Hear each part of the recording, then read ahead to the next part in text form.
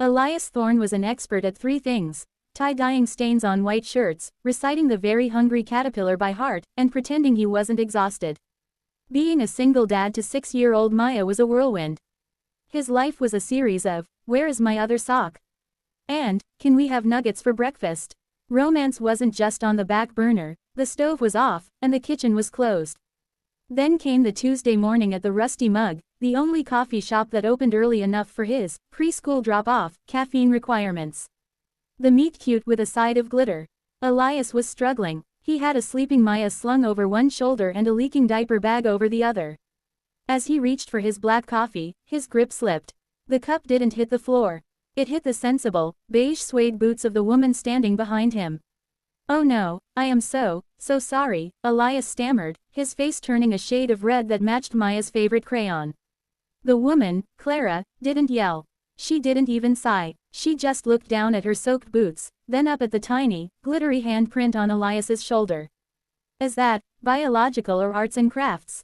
she asked, pointing to a purple smear on his cheek.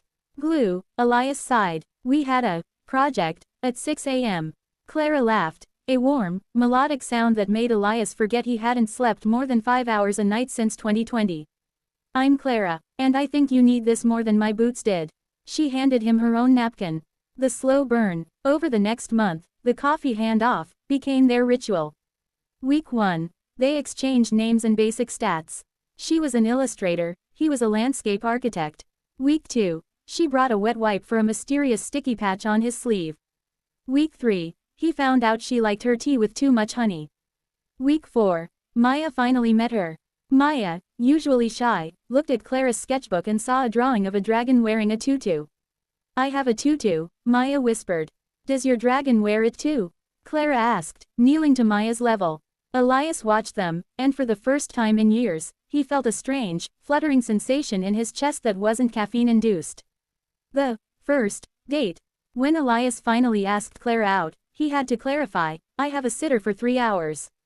If we go over that, the teenager next door starts charging time and a half, and my daughter might try to convince her that ice cream is a vegetable." Clara smiled. 3 hours is plenty for a taco truck and a walk in the park. It wasn't a fancy dinner. There were no candles, just the glow of street lamps and the smell of cilantro. But for Elias, it was magic. They talked about things that weren't school fees or pediatricians. He learned she grew up in a house full of brothers and that she dreamt of illustrating a book about a single dad who was actually a secret superhero. "I'm no superhero," Elias said, looking at his calloused hands. "You're raising a kind, funny girl all by yourself," Clara replied softly, reaching across the table to touch his hand. "That's the most super thing I've ever seen." The reality check. True love in a dad story isn't all sunsets. It's the moment 3 months later when Maya got the stomach flu, and Elias had to cancel their long-awaited anniversary dinner. "I'm so sorry, Clara. I can't leave her. It's a mess here." He expected her to be disappointed. Maybe even walk away. Dating a parent is hard, and he knew it. An hour later, there was a knock at the door. Clara stood there with 2 bags, one filled with ginger ale and crackers, and the other with a stack of movies and a bottle of wine. "I'm not here for a date," she said, stepping inside. "I'm here for backup." That night, they didn't eat at a 5-star restaurant. They sat on the floor of the living room, sharing a pizza while Maya slept fitfully on the sofa nearby. They spoke in whispers, the glow of the TV reflecting in their eyes. Elias realized then that he didn't just want a girlfriend. He wanted a partner. And Clara wasn't just dating a guy with a kid, she was fitting into the mosaic of their lives, jagged edges and all. The new chapter. Fast forward a year. The Rusty Mug is still their spot, but now they walk in together. Maya holds Clara's hand on one side and Elias's on the other.